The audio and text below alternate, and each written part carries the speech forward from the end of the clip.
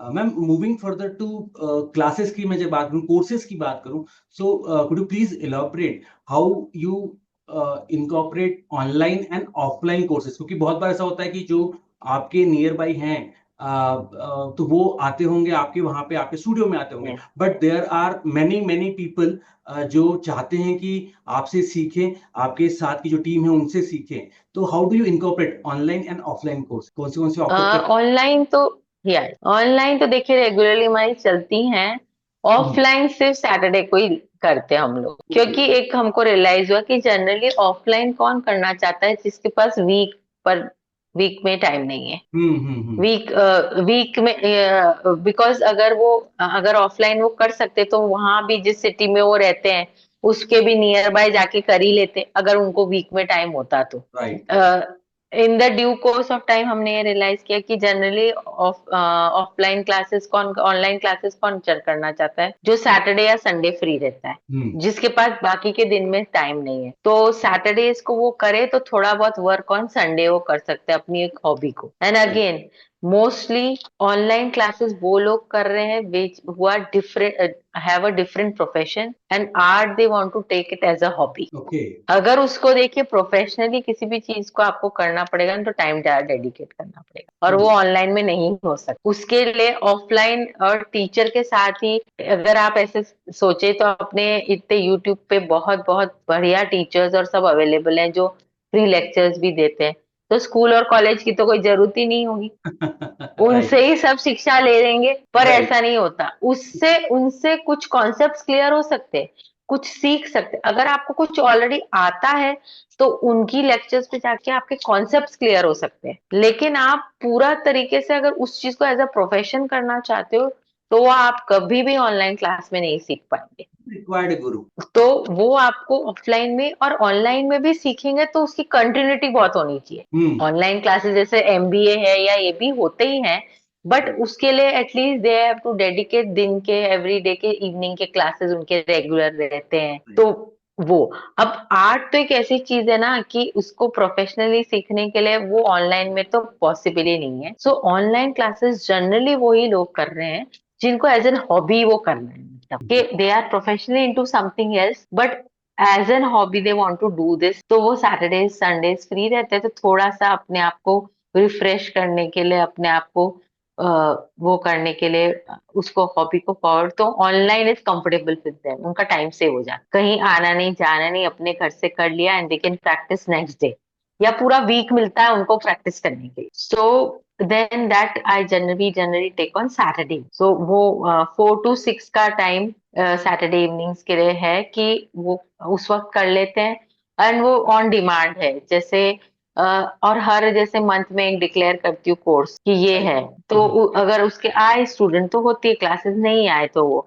और उसमें भी जनरली सीजन सीजन पे भी वेरी करता है। हॉलीडे सीजन होता है तो ऑनलाइन क्लासेस नहीं चलती हैं क्योंकि हाँ। People are travelling they will not see. त्योहार होंगे तब भी ऑनलाइन क्लासेस नहीं होती, वेर एज त्योहार और हॉलीडेज होती तो ऑफलाइन क्लासेस बहुत चलती हैं। Right right because right. Because people are free to go and do it somewhere. बच्चे भी ज्यादा हो जाते हैं हमारे पास क्योंकि उस वक्त दे आर फ्री, तो पेरेंट्स वांट कि अभी इन लोग को कुछ एक्स्ट्रा करा दे जो रेगुलर में पॉसिबल नहीं है इन लोग के। राइट। और सैटरडेज को मॉर्निंग में, इसीलिए हमारे सैटरडे मॉर्निंग्स भी इसीलिए है कि जो वर्किंग प्रोफेशंस है, कोई बैंक में वर्क कर रहा है या कोई कॉर्पोरेट में वर्क कर रहा है लेकिन उसको एज एन हॉबी समथिंग करना है, so we have 1 day workshops every Saturday, so great. they can come and join that। तो उनको एक बेसिक आइडिया लगे उस चीज के बारे में, एक दिन में उनका आइटम भी बन जाए और 2-3 घंटे में कुछ नया भी सीखे। और अगर वो उसको आगे परसुए करना चाहते हैं तो वो फिर आ सकते हैं एवरी सैटरडे सैटरडे रेगुलर में भी, या कभी इवनिंग में अगर उनको टाइम मिलता है आफ्टर 6:30 तो वो इवनिंग क्लास हमारी जो ट्यूसडे थर्सडे होती है उसको ज्वाइन कर सकते हैं ऑफलाइन में। तो इसी के लिए सो ऑनलाइन क्लासेस जनरली हम लोग सैटरडे संडे ही लेते मैम मूविंग फर्दर, आर्ट से ही related, you also write blogs, so आप history of art very specifically in India, तो आप जब इसके बारे में भी जब लिखते हैं, बताते हैं, so what inspire you being in art? Art अपने को क्रिएट करनी, पीस अपने को क्रिएट करना है, but to help people to get aware, help people to understand the history, help them to understand the concept and how that grow. So ma'am इसके लिए आपको क्या इंस्पायर करता है, and how do you get into that thing? कैसे लिखना है, या क्या राइटअप है, या क्या क्या चीजें डिटेल लोगों को कम इसमें पता चले?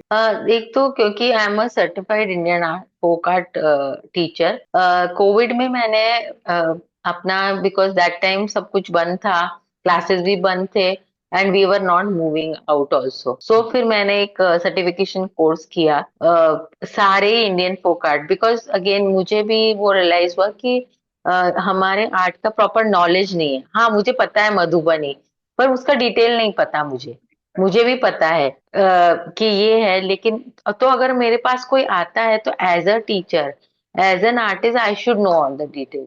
सो मैंने सर्टिफाइड कोर्स किया 6 मंथ्स का, अराउंड ऑल द आर्ट के बारे में, थ्योरेटिकली भी सीखा। तो ब्लॉग पे, लेकिन अगर आपको कुछ भी लिखना है तो वी वांट कि 5 या 6 लाइंस में है ना, एक basic idea, basic gist of उनको मालूम पड़ जाए। आप किसी भी चीज के बारे में बहुत ज्यादा लिखेंगे, बहुत ज्यादा बोलेंगे, तो लोगों का इंटरेस्ट चला। Right, right. सो बेसिकली जैसे कि मैंने बताया कि अगर हम कोई पिक्चर भी पोस्ट करते कोई आर्ट की, तो 2 या 3 लाइन उसके बारे में लिख देते हैं। नेम ऑफ द आर्ट, उसका कौन से स्टेट को बिलोंग करता है, उसमें क्या क्या मटेरियल यूज्ड है, किस टाइप के paint and paint work use करते हैं, और अगर हमको नॉलेज है उनके फेमस आर्टिस्ट की कि कौन कौन से ये आर्ट कर रहे हैं, कोई फेमस आर्टिस्ट उस आर्ट के बारे में, तो उनका नेम भी हम लोग डाल सकते हैं कि रख देते हैं कि ये एट प्रेजेंट इंडिया में ये फेमस आर्टिस्ट है जो ये आर्ट में करते हैं। सो this is the way, and I think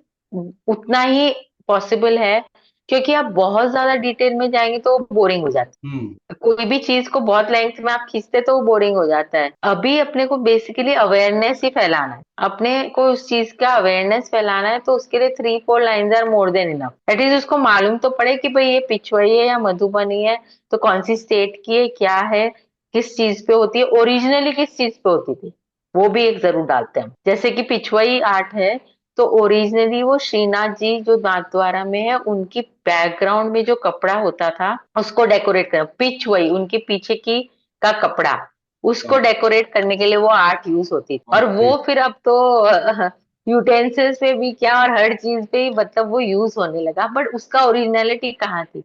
वो भगवान का बैकग्राउंड डेकोरेट करने के लिए यूज होता था, श्रीनाथ जी का बैकग्राउंड। तो वैसे ही जो मधुबनी है या गोंद है, वो लेडीज अपने घर के वॉल्स डेकोरेट करने के लिए फेस्टिव सीजन में, शादियों में कोई प्रसंग होता था तो उसके लिए they were doing it festive season में, और घर की नॉर्मल लेडीज ही कर रही थी, मतलब दे वांट आर्टिस्ट। तो एक स्पेसिफिकेशन है मधुबनी का कि उनके आप देखेंगे face features, they are not very detailed, बहुत ही सिंपल है, रहते हैं, जो कोई भी पर्सन बना सके। जैसे कि वारली पेंटिंग भी सेम, दे आर स्टिक्स जैसे दिखेंगी आपको वारली पेंटिंग। Right, right. एक एक सर्कल है और उसके नीचे स्टिक में हाथ है और स्टिक में पैर है वो। सो देवर ऑल एक नॉर्मल, जो घर में लेडीज रहती थी, all these art were done by ladies to decorate their houses in festive season, during Diwali और ड्यूरिंग वेडिंग्स जब घर में होती थी, तब वो कोई आर्टिस्ट नहीं बुलाते थे बाहर से, जैसे आज लोग बुलाते हैं दीवार डेकोरेट करने के लिए। घर की लेडीज ही अपना कर लेती थी। फिर वो धीरे धीरे वो एक वो हो गया, वो एक ट्रेडिशन चला गया। जैसे कि मैं आपको बताऊं, एक जैसे इंटरेस्ट की, जैसे आई बिलोंग टू राजस्थान, जैसे मैंने बताया, तो राजस्थान में हमारे मांडना करके होता है। तो मैंने बचपन से देखा है अपनी मम्मी को हर त्योहार पे जमीन पे मांडने मांडते, तो उसमें दो ही चीज यूज होती थी। एक तो गेरू, यानी कि ईंटों का जो बुक्का होता है, उसको पानी में मिक्स करके रेड कलर, और कली करके होता है विच इज चूना, बेसिकली व्हाइट चूना, उसको पानी में भिगो देते थे और उसका व्हाइट कलर बनाते। तो with red and white colour she use to make, और अपने हाथ से जो डिजाइन उनको अच्छा लगा, सर्कल, स्क्वायर, कुछ चांद, तारे, तो वो वही बनाती थी। कोई भी त्योहार हुआ तो अपने घर के बाहर मांडने, तो जिसका अभी वर्जन आया है mandala. Mandala has come from Mandana. Okay, okay. जो मांडने बनते थे उससे मंडाला निकला है। मांडना जो आर्ट है, and that is come from मांडना।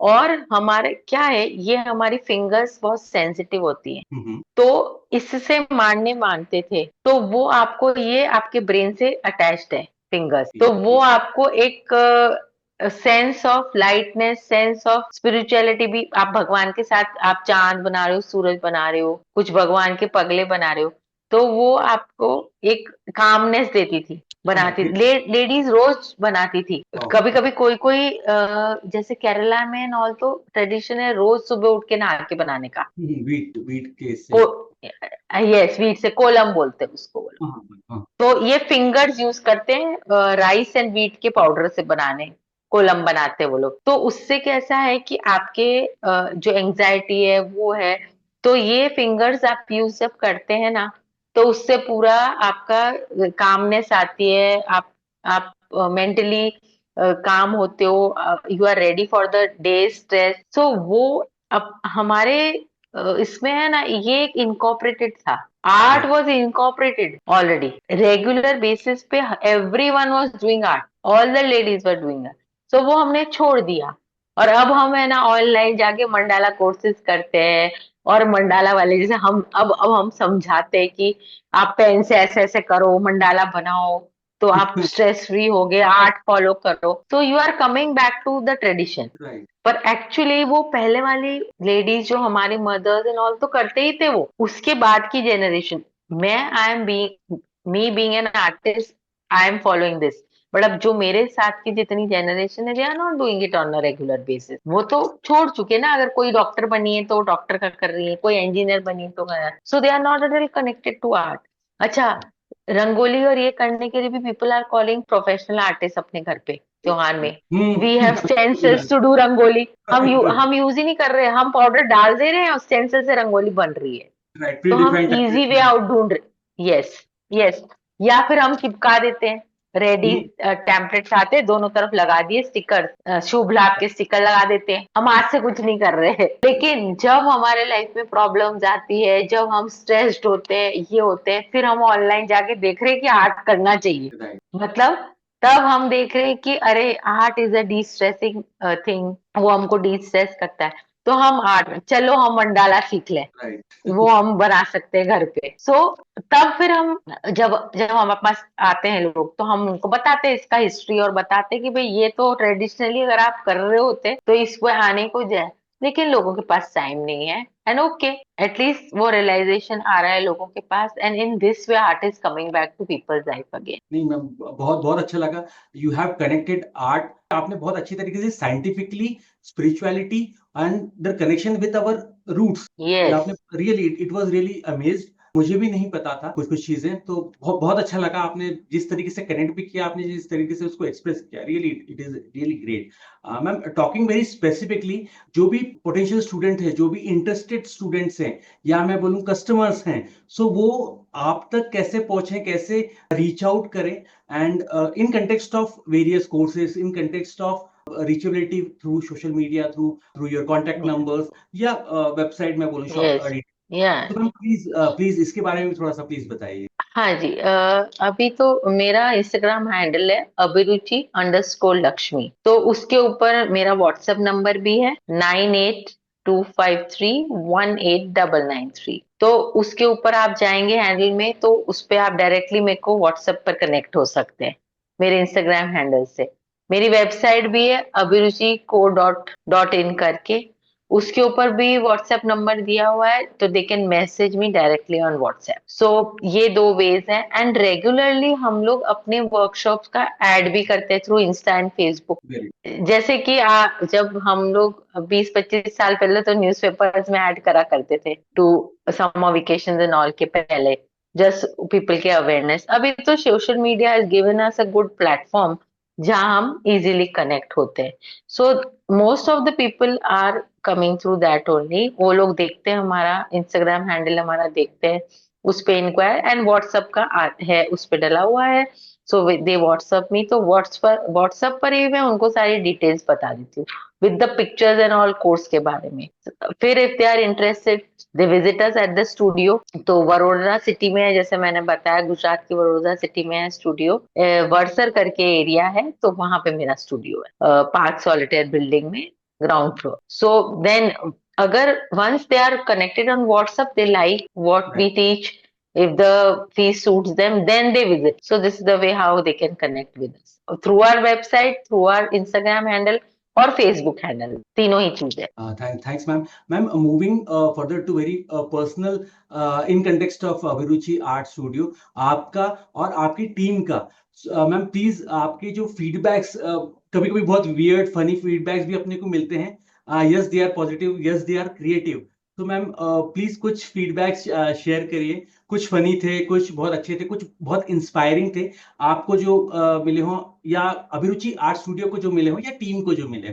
सबसे इंस्पायरिंग तो फीडबैक में मेरे पास एक करीबन आज से 10 साल या 12 साल पहले बोल सकती हूँ मैं, कि एक लेडी आए थे। She was 60+। उनके हस्बैंड इसरो में साइंटिस्ट थे, तो एंड देन आफ्टर उनकी डेथ हो गई, तो शी वॉज अलोन, एंड दोनों उनके जो son and daughter in law थे, they were busy with their professional life, तो वो अकेले रहती थी घर पे।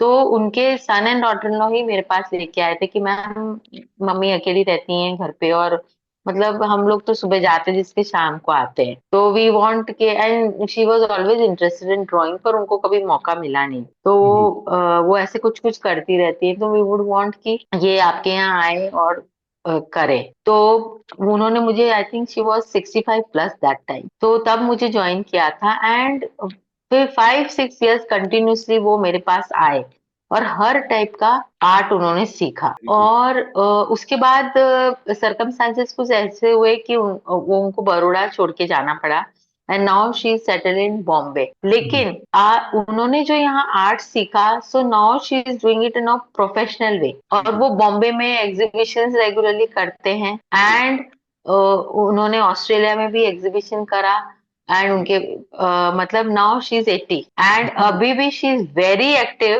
एंड उनसे मतलब, and I am very very thankful that I have got such good student. So each and every time wherever she is there, she is always, उन्होंने मुझे अप्रिशिएट किया है, और मेरा नाम हर एक के सामने लिया है। तो इतने अच्छे स्टूडेंट्स मिलते हैं, या इतने अच्छे लोग कनेक्ट होते हैं जो आगे जाके बढ़ रहे हैं, लेकिन आपको ऑलवेज रिकॉग्नाइज करते हैं। So that is one achievement I feel कि I have earned through my career, and through इतने सालों की जो मेरी जर्नी है उसमें, कि हर स्टूडेंट, और कई बच्चे ऐसे हुए हैं जो कॉलेज टाइम में मेरे पास आए हैं, और वो आज अपने बच्चों को लेके आते हैं मेरे, कि मैम हमारे सन या डॉटर को भी आप सिखाओ, क्योंकि हमने इतना सीखा। And some have picked up as a professional, वो लोग कर रहे हैं। आंटी भी जो हैं वो कर रही हैं प्रोफेशनली, ऑस्ट्रेलिया और आउट ऑफ इंडिया उनकी पेंटिंग सेल हो रही है। पर आज भी at least every 2 or 3 days she is messaging, and वो मुझे याद करती हैं, वो कभी भी बड़ौदा विजिट करती हैं तो जरूर आती हैं स्टूडियो में मिलने। So that appreciation and love you get from your students and your client. And again, जैसे कोई भी क्लाइंट होते हैं, अगर जैसे मैंने बताया कि हम उनको कॉपी वर्क करके देते हैं, तो वो कॉपी वर्क जो ओरिजिनल से भी उनको अच्छा लगता है, और वो बोलते हैं कि बहुत अच्छा बना मैम, और बहुत ही अच्छा लग रहा है, and we are very well satisfied जो आपने बना के दिया।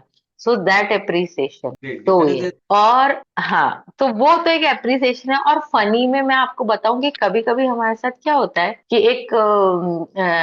एक ट्रेंड रहता, थोड़ा सा पेरेंट्स को ऐसा रहता है कि बच्चों को ड्राइंग सिखाओ, क्योंकि उनको आगे जाके साइंस लेना है और उनको डायग्राम बनाने हैं।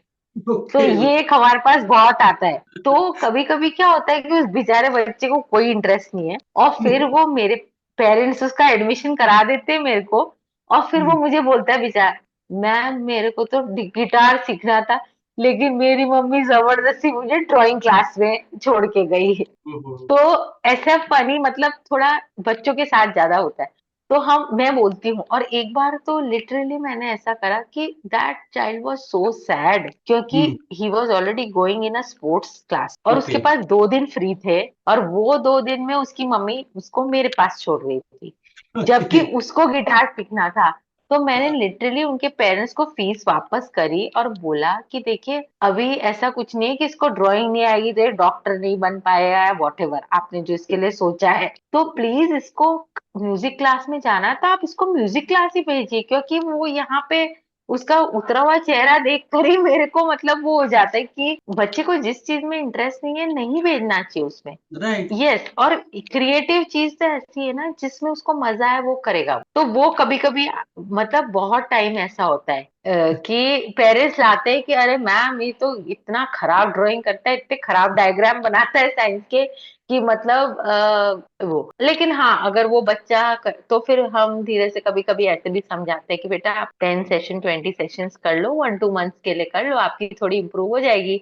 तो फिर हम ही बोलेंगे आपके पेरेंट्स को कि आपको म्यूजिक क्लास में डाल दे या क्रिकेट क्लास में या वॉटेवर, जो उसका ज्यादा इंटरेस्ट रहता है उसमें डाल दे आपको। तो ऐसे करके भी कभी कभी पैसे बाय करना पड़ता है, सो उस टाइप का रहता है। वाह ग्रेट मैम, बहुत बहुत बहुत अच्छा लगा। और जो अपने फनी पार्ट या जो एक्चुअल सिचुएशंस होती हैं, या सो रियली इट हाँ वाज तो great. I I enjoyed that. वो जो फनी जो थे वो भी है, और जो इंसिडेंट्स थे, great great ma'am. Moving to very serious question, how your expertise in Indian folk art वो कैसे इन्फ्लुएंस करती है, वो कैसे प्रभावित करती है, वो कैसे मैं कहूँ कि एक्सपोनेंशियल लर्निंग में, क्योंकि that boost up your teaching method, और लर्निंग भी जो स्टूडेंट्स हैं तो उनको बूस्टअप करती है। सो प्लीज प्लीज इसके बारे में थोड़ा सा बताइए, क्या आप मेथड यूज करती हैं with your vast experience, with your आपकी जो टीचिंग, जो इंडियन फॉक की जब मैं बात करूं तो वो कैसे इन्फ्लुएंस करता है सो उसे। बेसिकली देखिए, Indian folk art is basically repetition. कोई भी चीज आपकी कब अच्छी होगी, कोई भी हाथ, जैसे मैं किसी को भी बोलती हूँ जब कोई नए आर्टिस्ट हमको ज्वाइन करते हैं या इवन किड्स व्हेन दे जी। ज्वाइन आवर क्लासेस, तो ऐसे बेटा repetition is the main thing. आप जितना प्रैक्टिस करोगे, so hmm. It is basically practice है, repetition, consistency is the main thing. तो इंडियन फोक आर्ट का एक ये है कि उनके स्ट्रोक्स एंड सब कुछ कंसिस्टेंस है। वो पेटल वैसे बनेगी तो वैसे ही बनेगी। Okay okay. जैसे ही वारली भी है तो एक वे है फिगर्स बनाने का, तो वो वैसे ही बने। या मधुबनी में एक वे है फ्लावर बनाने का, है लीफ बनाने का, बॉर्डर बनाने का, तो वो सेम ही वे में हर जगह बनेंगे। 7-8 स्टाइल्स हैं, उसको आप इंटरचेंज कर सकते हैं, पर वे एक ही। तो ओके। बेसिकली वो जो रिपीटेशन एंड कंसिस्टेंसी, वो चीज हमको स्केचिंग में भी हेल्प करती है। तो हम बच्चों को या कोई भी आते हैं तो हम यही बोलते हैं कि आप जितना। मैम इसमें हाँ जी। सिमेट्री ऑफ यस ड्राइंग वही। वो यस कैसे। Exactly, repetition same, symmetry same रहती है, साइज, सिमेट्री, रिपीटेशन, वही मैं बोल रही हूँ ना कि हर चीज की सिमेट्री सेम टाइप से एंड रिपीटेशन, एक जैसा दिखना चाहिए सब कुछ। हम्म। वो एक इंडियन फोक आर्ट काफी रिपीटेटिव ही है। श्रीनाथ जी का आप देख लीजिए, श्रीनाथ जी सेम ही दिखते हैं। जैसे पिछवाई की अगर मैं बात करूं या लीपन की अगर मैं बात करूं, तो वो तरीका सेम ही है, कुछ पैटर्न्स ही है वैसे। तो वही रिपीट, या मधुबनी के मैं करूं तो एक ही तरीके से है। कैसे लीव्स बनेंगे, अंदर कट आएंगे तो कट आएंगे ही सेम वे में वो। So symmetry, repetition and consistency are 3 things. वो कोई भी आप हाथ का काम करते हैं उसमें आप सेम रहेंगे तो वो आपका इम्प्रूवमेंट होता ही जाएगा, दिन बाय दिन आपकी technique improve. So Indian folk art इस तरीके से, क्योंकि मैं इंडियन फोक आर्ट करती हूँ तो मेरे नॉर्मल भी दूसरी चीजों में, दूसरे आर्ट में भी वो हेल्प करता है। और वही चीज एक्चुअली हम हमारी एक्सरसाइज भी वो रहती है कि हम लोग 3-4 टाइप की एक्सरसाइज बताते हैं किड्स को। Vertical lines, horizontal line and drawing spiral, ये 3 एक्सरसाइज है जो हम लोग बताते हैं। आप vertical line free hand, not using scales, free hand आपको वर्टिकल लाइंस बनानी है एटलीस्ट एक पेज रोज, और हॉरिजॉन्टल लाइन बनानी और स्पाइरल बनाना है बिना एक दूसरे के लाइंस टच करे। तो ये ग्रेट। 3 एक्सरसाइज अगर ये आप रेगुलरली करेंगे ना, तो पहले आपकी लाइन टेढ़ी मेढ़ी ही आएंगी, पर ये जब आप रिपीट करते रहेंगे तो आपकी लाइन स्ट्रेट आने लगेगी विदाउट स्केल। तो ये एक्सरसाइज है। तो ये एक्चुअली हम लोग को फाइन आर्ट्स में सिखाई जाती है एक्सरसाइजेस।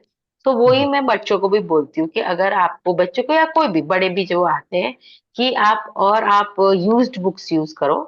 आपको कोई नए कॉपीज बिगाड़ने की जरूरत नहीं है। जो ऑलरेडी आपकी बुक्स जिन पे आप लिख चुके हो या जो फेंकनी है, उन्हीं पे वर्टिकल हॉरिजॉन्टल लाइंस स्पाइरल बनाओ। जस्ट पेंसिल लेके आपको बनाना है, और धीरे धीरे जैसे जैसे आप बनाओगे आप खुद ही देखोगे कि आपकी टेढ़ी टेढ़ी टेढ़ी से थोड़ी सीधी, थोड़ी सीधी, थोड़ी सीधी, और फिर एकदम स्ट्रेट आने, क्योंकि वही चीज आप रोज कर रहे हो परफेक्शन आने के लिए। So this is how Indian folk art का जो 3 पैटर्न्स हैं कि symmetry, repetition and consistency same ही रहता है हर चीज में। उनका बर्ड सेम ही बनेगा, हर हर एक उसमें, हर उसमें सेम ही बनेगी, तो उस वजह से सही आ जाता है।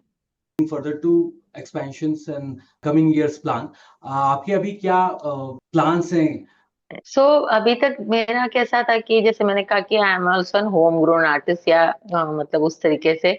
So with actually last 20 years में with my responsibility, house hold responsibilities अपने, तो मैं उतनी फ्री नहीं थी कि मैं अपने आर्ट को आउट ऑफ बड़ौदा भी ले जा सकूं या दूसरी सिटी में भी रिप्रेजेंटेशन दे सकूं। हाँ, लास्ट 2-3 years में सोशल मीडिया के through I could do that.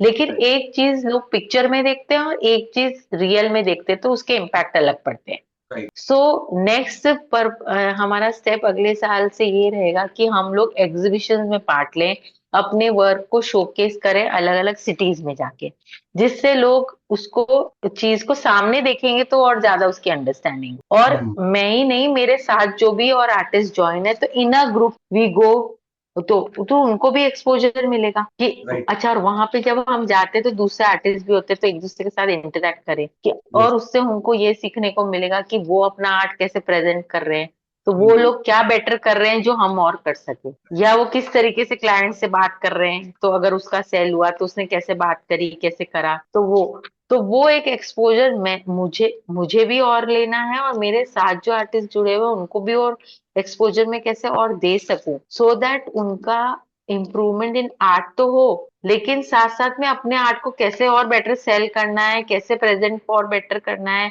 और कैसे लोगों को हम अपने आर्ट की तरफ अट्रैक्ट कर सके, वो सीखे। क्योंकि एक बोलने का भी तरीका रहता है। आप बहुत अच्छे, आई थिंक गुजराती में एक कहावत है, जे बोले बोले है ना वो बोर बेचा है, शायद ऐसा ही कुछ है। गुजराती एक कहावत कि भाई अगर आप बोलोगे ही नहीं तो आप, अब मेरे पास बोर पड़े हुए हैं, वो बेचेंगे कैसे। सो अभी वो आपको अपनी हिचकिचाहट हटानी है और आपको अपने काम के बारे में बात करनी है। आप क्या काम करते हो वो लोगों को पता ही नहीं, तो आपका काम कैसे देखेंगे। सो वो, और किस तरीके से अपना वर्क को प्रेजेंट करना है, कैसे बताना है अपने वर्क के बारे में। And again first and foremost आपको अपने आप में बिलीव करना है, सबसे बड़ी बात। तो जब आप बाहर जाओगे, आप अपना वर्क शोकेस करोगे, लोग आपको अप्रिशिएट करेंगे, तो वो भी एक कॉन्फिडेंस बिल्ड होती है कि बहुत ही बढ़िया आर्टिस्ट होगा, वर्ल्ड क्लास आर्टिस्ट होगा, लेकिन सिर्फ उसने अपने घर में अपनी आर्ट लगाई हुई है तो कौन जानेगा उसको। हाँ, उसके आसपास के लोग जानते हैं उसको,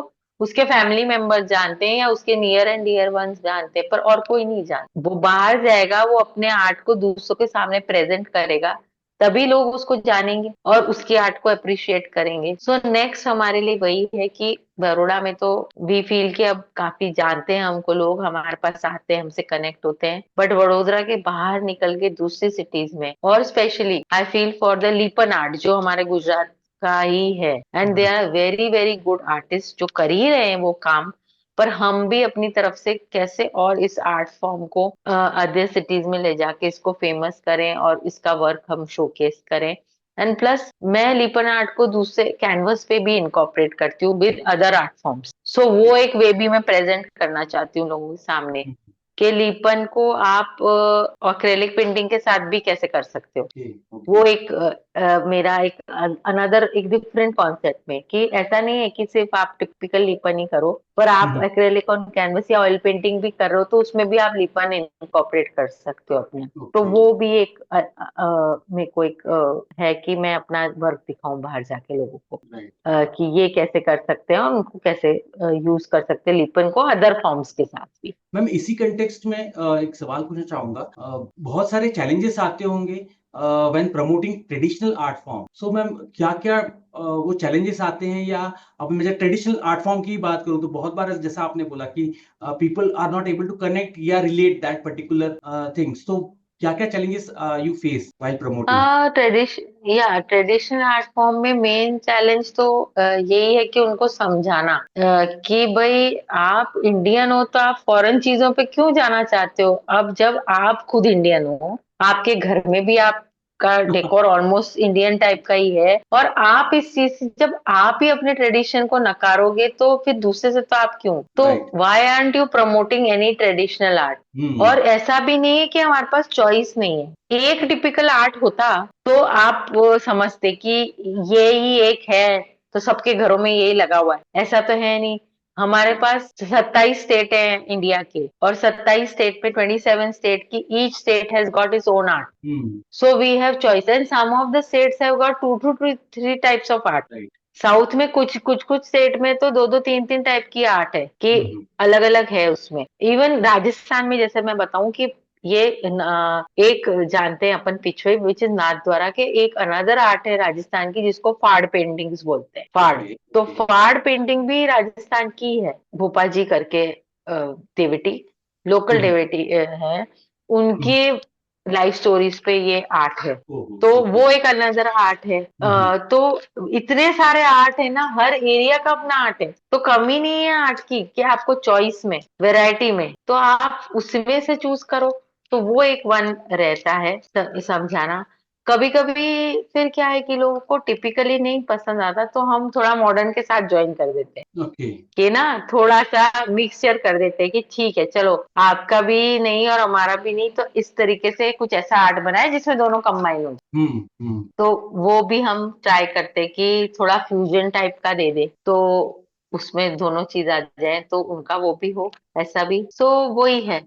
लेकिन हाँ, आई फील के अवेयरनेस अब बहुत है. पहले के करते तो 80% अवेयरनेस अब, and okay. People are aware. And again जैसे मैंने बोला ना, रीसेंट चेंजेस, रीसेंट ईयर्स में मैंने लोगों में चेंज देखा है. Their attitude towards their own culture and own language, own country में प्राइड, हम्म. एंड अपने इसकी तरफ, ट्रेडिशन आर्ट की तरफ समझ भी बढ़ी है, एंड प्राइड बढ़ी है, तो शोकेसिंग बढ़ी है. यस. यस. यस. सो अभी प्राइड बढ़ा है अपनी चीज की तरफ, तो you want to show.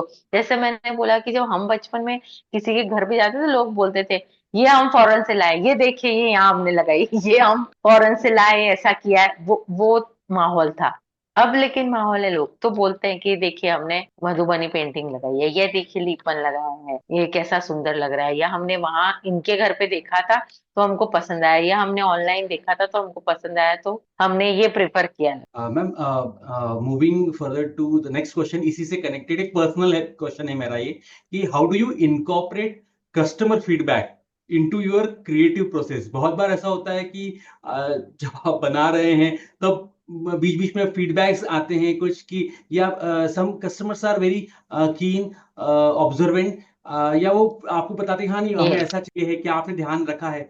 So how do you incorporate that, क्योंकि ये बहुत चैलेंज होता है. मेरी Yes. फील्ड में भी होता है, एंड डेफिनेटली इस फील्ड में ये तो प्योर आर्ट है, तो डेफिनेटली इसमें तो हाँ. होता ही है. तो how do you incorporate that. So मैंने एक वो कर रखा है कि जब भी मैं ऑर्डर वर्क लेती हूँ, तो हम्म. 3 स्टेजेस पर मैं उनको दिखाती हूँ. पहले तो एक फर्स्ट एंड फॉरमोस्ट हम लोग साइज एंड उस पे वो कर लेते हैं फिक्स कि भाई साइज है, और उनको पूरा कंफर्म करके. एंड इसमें भी मैं कैसा व्हाट्सएप पे कम्युनिकेट करती हूँ ना, तो वो सब डिटेल में रखती हूँ कि भाई ये आपने साइज, क्योंकि कभी हो सकता है कस्टमर को कंफ्यूजन हो जाए, उस वक्त वो साइज डिसाइड किया या वो डिजाइन डिसाइड किया, और बाद में उसको कुछ और जाके अच्छा लगे, और वो बोले अरे मैम ये नहीं, मैंने तो वो बोला था आपको. राइट. राइट. तो right. I am very particular कि ये साइज आपने डिसाइड किया है और ये फाइनल हुआ है, और ये, एंड उसके लिए थोड़ा सा वी आर वेरी स्पेसिफिक कि हम 50% एडवांस में ले. हम्म.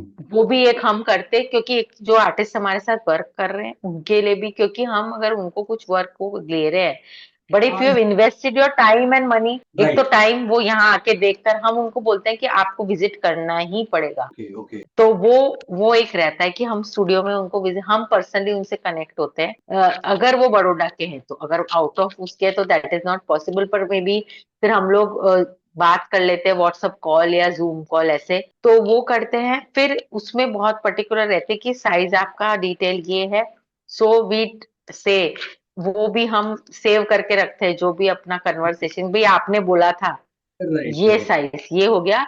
उसके बाद एक बेसिक स्केच होने के बाद हम लोग शेयर करते हैं कि ओके. अभी बेसिक स्केच हो गया है हर चीज का, अब आप बताइए अगर इसको चेंज चाहिए, तो हम अभी स्केच जब तक इस पे कलर नहीं जाएगा, काम नहीं होगा, तो हम कर सकते हैं. फिर वो स्केच हो जाता है और 50-60% तक जब काम पहुंच जाता है, तो उसके बाद फिर हम उनके साथ शेयर करते हैं कि ये हो गया, अब कलर में कुछ आप चेंज करना चाहो तो कर सकते हैं. हमको जब पता रहता है कि अब अभी पॉसिबिलिटी. हो सकता है, मतलब पॉसिबिलिटी है. एंड वो होने के बाद फिनिश प्रोडक्ट का फोटो। तो 3 स्टेजेस पे हम पिक्चर शेयर करते हैं उनके साथ। सो बेसिक स्केच, कलर्ड वो एंड फिनिश प्रोडक्ट। तो ये इस वे में हम स्पेसिफाई करते हैं कि they are also fully satisfied, और हमारी तरफ से भी हम लोग अश्योर्ड है कि हमने रेगुलर बेसिस पे उनसे कम्युनिकेट किया है वो चीज में। तो लास्ट में जाके कोई ऐसा नहीं बोल सकता कि हमको तो पता ही नहीं था आप क्या कर रहे थे और राइट इसलिए राइट। हमको तो ये पसंद ही नहीं आया। तो ये है। हाँ, लेकिन लोग डिस्काउंट या कम कराने की कोशिश करते हैं, तो हम थोड़ा बहुत करते भी हैं उसमें भी, मार्केटिंग कि कर स्ट्रेटेजी। सकते हैं उतना। हाँ, और लेकिन फिर अगर कभी कभी कोई लोग बहुत ही ज्यादा वो करते हैं, तो हम लोग को कभी कभी थोड़ा रूड होना पड़ता है, इन द सेंस कि कभी कभी ऐसा भी बोलना पड़ता है कि हम लोग ये पैसे के लिए काम नहीं कर रहे हैं, ये हमारा शौक है इसलिए हम कर रहे हैं। इसलिए अगर आपको क्वालिटी वर्क चाहिए तो आपको इसका ये अमाउंट तो देना ही डेफिनेटली पड़ेगा। There is some benchmark and yes, तो सबसे ऊपर होती है, सो हाँ, definitely. And it takes time, it takes आपका जो यस। माइंड क्रिएटिवनेस ऐसी नहीं आती कि एकदम से, it is not that impulse, तो that that has to be there. Exactly. तो फिर वो हम लोग को ऐसा बोलना भी पड़ता है कभी कभी। और इसमें actually that is one reason कि क्योंकि I have been in this field for last 25 years and I know how to deal with clients. तो जनरली जो लोग मेरे साथ आर्टिस्ट रहते हैं ना, तो वो मुझे बोलते हैं कि मैम डीलिंग में आप साथ में रहो, क्योंकि राइट। वो क्या है कि हम लोग को तो दबा देंगे इन द सेंस कि हाँ। और वो कभी कभी क्या होता है जब न्यू आर्टिस्ट होता है ना, तो उसको काम आने का एक्साइटमेंट रहता हाँ, यस। है। ये एक रहता है कि अरे भाई काम तो आ रहे हैं, मेरा वर्क तो शोकेस हो रहा है। तो वो राइट। उस एक्साइटमेंट में कभी कभी कॉस्ट में भी देने को तैयार हो जाता है। कॉम्प्रोमाइज करने का हो वो जाता फिर मैं आई एम वेरी स्पेसिफिक, मैं आर्टिस्ट को समझाती हूँ कि आपको अपनी वैल्यू बेंचमार्क करनी है। अगर आपने अभी ये 100 रुपए में चीज दे दी, तो अगली बार इसको 150 रुपए में आप नहीं सेल कर पाओगे। है। डेफिनेटली। सो प्लीज आप लोग अपना एक बेंचमार्क सेट करो। हमको किसी को भी लूटना नहीं है, हमको किसी को भी अनजस्ट पैसे नहीं लेने हैं, लेकिन हमको एटलीस्ट आपका टाइम एंड एफर्ट्स का वैल्यू तो लेना पड़ेगा ना। आप इसको राइट कॉस्ट में नहीं कैलकुलेट कर सकते कि मटेरियल कॉस्ट 500 रुपए का लगा है तो मैं 500 रुपए में बेच दूं। Right right right. So so वो एक चीज थोड़ा सा आर्टिस्ट जो कभी कभी न्यू आर्टिस्ट होते हैं, न्यू जॉइंट होते हैं, थोड़े एक्साइटेड रहते हैं, उनको समझानी पड़ती है कि भाई ऐसा नहीं करना। तो फिर वो कभी कभी मुझे ही बोलते हैं कि मैम आप कर लो, क्योंकि आप फिर थोड़ा सा बोल देते हो कि सॉरी दो नॉट पॉसिबल करके। तो वो थोड़ा रहता है। बाकी most of the time 99% we have been quite blessed with people who have loved our work, and they have seen our work, that is why they've come to us and they know कि उनको value of their money मिलेगा यहाँ पे and good quality of work मिलेगा। तो इसी के लिए वो आए हैं हमारे पास। Right. Ma'am, it was really great to have a word with you. इतना बहुत अच्छा, बहुत सारी बातें करी, बहुत सारी चीजें आपने बताई, in context of art, in context of scientific significance, and क्या-क्या चीजें होती हैं, how to integrate, how to start, how to incorporate being an interest से लेकर प्रोफेशनल तक, और कैसे आप अपनी हॉबी आर्ट की जब बात करूं, ड्राइंग की बात करूं, तो कैसे आप उसको इनकॉर्पोरेट कर सकते हैं। बहुत अच्छा लगा आपसे बात करके, and really thank you very much. आपने इतना प्रेशियस टाइम मेरे को दिया आपसे बात करके, और इस फील्ड में के बारे में जान के, अभी ब्रीफ जो अपन ने अपने लिया, that was really really very good. And I will request you, please grant me more time. Next podcast में, नेक्स्ट सेशन में, we will talk about very specific about art forms and कैसे they grow, they had grown into years। तो इसके लिए भी I will ask you for your help, for your guidance and for your most precious time। Thank you so much, it was very nice के मुझे बहुत अच्छा लगा कि आर्ट के बारे में भी कोई पॉडकास्ट करना चाहता है। So it was very nice कि we could have this conversation and मुझे भी बहुत अच्छा लगा। And definitely we will connect back, जो भी आपके बाकी के आप अगर आर्ट के बारे में डिटेल मोर फाइंड आउट करना Yes। चाहते हैं तो definitely we will connect back, and it was really nice connecting to you. Thank you so much.